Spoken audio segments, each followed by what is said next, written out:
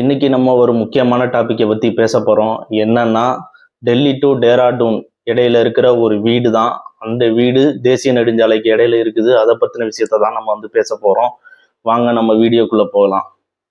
வீடு உத்தரப்பிரதேசத்தில் உள்ள காசியாபாத்தில் மண்டோலாங்கிற ஒரு கிராமத்தில் விரைவு சாலை, எக்ஸ்பிரஸ்வே, அந்த ரோடுக்கு நடுவில் இந்த வீடு இருக்குது. இந்த வீட்டோட பேர் சுவாபிமான். இது 1500 ஸ்கொயர் ஃபீட்டில் 2 மாடி குடியிருப்பா இருக்குது. இங்க இருக்கிற ஓனர் யாருமே வீட்டில் இல்லை. அங்க ஒரு செக்யூரிட்டி மட்டும்தான் இருக்கிறாங்க.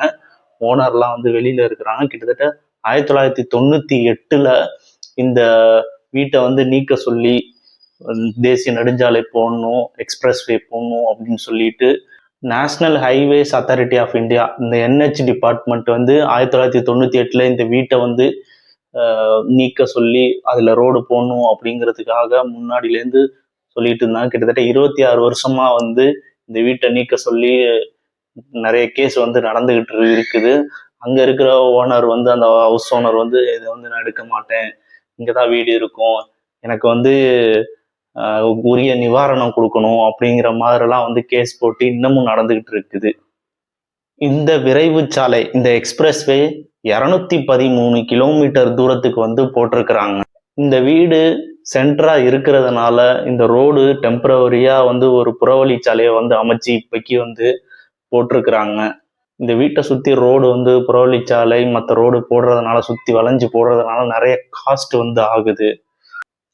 இந்த எக்ஸ்பிரஸ்வே ரோட்டை ஏப்ரல் 14ஆம் தேதி நரேந்திர மோடி அவர்கள் இதை திறந்து வச்சிருக்கிறாரு.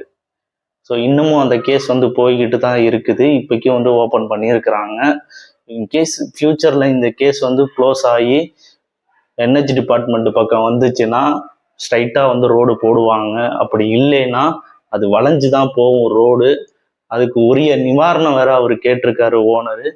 என்ன கேஸ் முடியும் போது தான் அது தெரியும். அது வரைக்கும் நமக்கு என்ன நடக்குதுன்னு தெரியாது.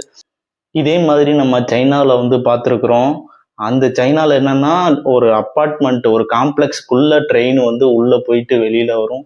இது ஒரு டூரிஸ்ட் பிளேஸாவே பின்னாடி மாறிடுச்சு. அதே மாதிரி இங்க இருக்கிறது டூரிஸ்ட் பிளேஸோட மாற வாய்ப்பு இருக்குது. அப்படி இல்லைன்னா வேற வழி ஏதாவது கண்டுபிடிச்சு அந்த வீடை ரிமூவ் பண்ணுவாங்க, இல்லை வேற ஏதாவது ஃபர்தரா நடக்கும். இது கேஸ் முடியும் போது தான் நமக்கு தெரியும். இதே மாதிரி உங்க ஏரியால உங்களுக்கும் இந்த மாதிரி பிரச்சனைகள் வந்திருக்கிறோம். அந்த மாதிரி வந்துருந்துச்சுன்னா கமெண்ட்ஸ்ல மென்ஷன் பண்ணுங்க. மறக்காம நம்ம சேனலை சப்ஸ்கிரைப் பண்ணுங்க, ஷேர் பண்ணுங்க, லைக் பண்ணுங்க. இன்னும் தொடர்ந்து நம்ம வீடியோ பண்ணிக்கிட்டே இருப்போம். தேங்க்யூ ஃபார் வாட்சிங்.